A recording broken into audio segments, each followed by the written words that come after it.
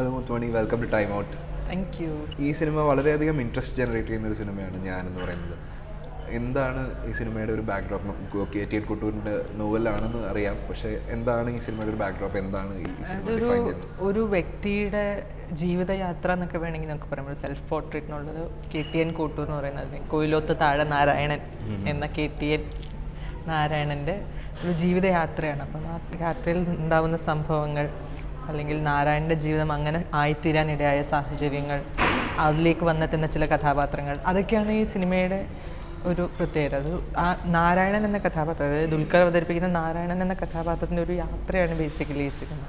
What was your character?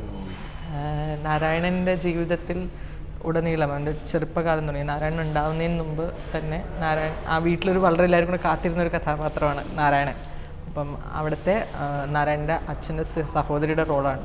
അപ്പം പലപ്പോഴും നാരായണൻ്റെ കൂടെ ഉണ്ടാകുന്നൊരു എന്താ പറയുക, അമ്മയുടെ ഇക്വലൻറ്റ് പ്രൊഫൈൽ എന്ന് വേണമെങ്കിൽ പറയാം. അങ്ങനത്തെ ഒരു കഥാപാത്രമാണ്. അപ്പോൾ ഒരു ഹിസ്റ്റോറിക്കൽ പീരിയഡിലാണല്ലോ സെറ്റ് ചെയ്തത്. പ്രീ ഇൻഡിപെൻഡൻസ് ഏറിയാണ്, ഒരു 1947 മുമ്പ് നടക്കുന്നതായിട്ടുള്ള സാഹചര്യങ്ങളാണ്. അപ്പോൾ അത് അവതരിപ്പിക്കാൻ പ്രത്യേക പ്രിപ്പറേഷനോ അങ്ങനെ എന്തെങ്കിലും? തീർച്ചയായിട്ടും. കാരണം പല ഏജിൽ കൂടെ പോകുന്ന, നമുക്ക് പരിചിതമല്ലാത്ത ഒരു കാലഘട്ടം, ഒരു സ്ഥലമാണെങ്കിലും അത് ഒരു നോർത്ത് മലബാറിന് തന്നെ കുറച്ചും കൂടി ഉള്ളിലോട്ട് പോയിട്ടുള്ള ഒരു സ്ഥലവും ഭാഷയും ഡയലക്റ്റും ഒക്കെ വ്യത്യാസമാണ്. അപ്പോൾ തീർച്ചയായിട്ടും അത് ഭയങ്കര ടെൻഷൻ ഉണ്ടായിരുന്നു, എങ്ങനെ ആവും അത് ചെയ്തു വരിക എന്നുള്ളത്. നമ്മൾ ഷൂട്ട് ചെയ്ത സ്ഥലം, അതിൻ്റെ ചുറ്റുവട്ടത്തുള്ള ആ ഒരു ഫീല് നമുക്ക് തരുന്നത്, നമ്മളൊരു സ്ഥലത്ത് എത്തിപ്പെടുമ്പോൾ ആ സ്ഥലം നമുക്ക് തരുന്ന ഒരു പ്രത്യേകതരം ഒരു ഇൻപുട്ട് ഉണ്ടല്ലോ, അതൊത്തിരി ഉണ്ടായിരുന്നു.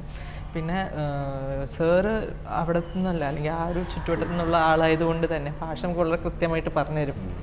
അപ്പം അങ്ങനെയൊക്കെ ചെയ്തങ്ങ് എത്തിപ്പെട്ടു.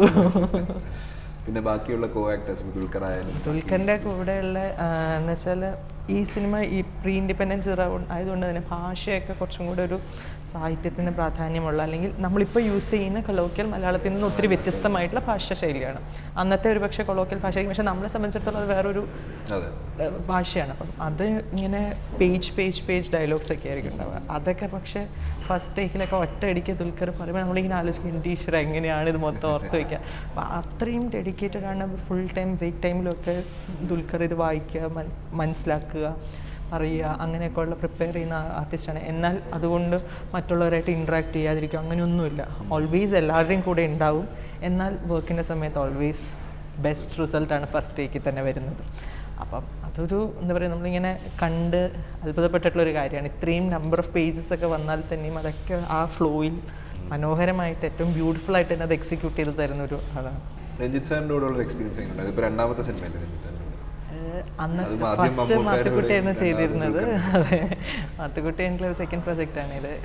ഞാനെൻ്റെ സെറ്റിൽ ആദ്യം നമ്മൾ ചെല്ലുമ്പോൾ ഒരു സിനിമയിൽ ജോയിൻ ചെയ്യണമെന്നുള്ള രീതിക്ക് തന്നെയാണ് അവിടെ ചെല്ലുന്നത്. പക്ഷേ ഒരു ഫസ്റ്റ് ഡേ കഴിഞ്ഞപ്പോൾ തന്നെ നമ്മൾ ആകെ ഒരു എന്താ പറയുക, ഒരു തിയേറ്റർ വർക്ക്ഷോപ്പിന് ചെന്നൊരു പ്രതീതിയായിരുന്നു. അത് സെറ്റിൻ്റേതായിട്ടുള്ള യാതൊരുവിധ എന്താ പറയുക ഫോർമാറ്റും ഇല്ല. രാവിലെ എല്ലാവരും കൂടി ഒരുമിച്ചിരിക്കുന്നു, ഭക്ഷണം കഴിക്കുന്നു, സീനുകൾ, ഡയലോഗുകൾ, കാര്യങ്ങൾ. ഒരു തിയേറ്റർ ക്യാമ്പയിൽ എങ്ങനെയാണോ ഫങ്ഷൻ ചെയ്യുക അതുപോലെ ഒരു സിനർജി ആയിരുന്നു ആ ടീം. ഒരു വിത്തിൻ 2 days ഞങ്ങൾ ആ ഒരു സിനർജിയിലേക്ക് വന്ന് വീഴായിരുന്നു. ഫസ്റ്റ് ഷെഡ്യൂൾ കഴിഞ്ഞിട്ട് ബ്രേക്ക് ഉണ്ട്, ഓൾമോസ്റ്റ് 1 മാസത്തെ ബ്രേക്ക് കഴിഞ്ഞിട്ടാണ് സെക്കൻഡ് ഷെഡ്യൂൾ തുടങ്ങുന്നത്.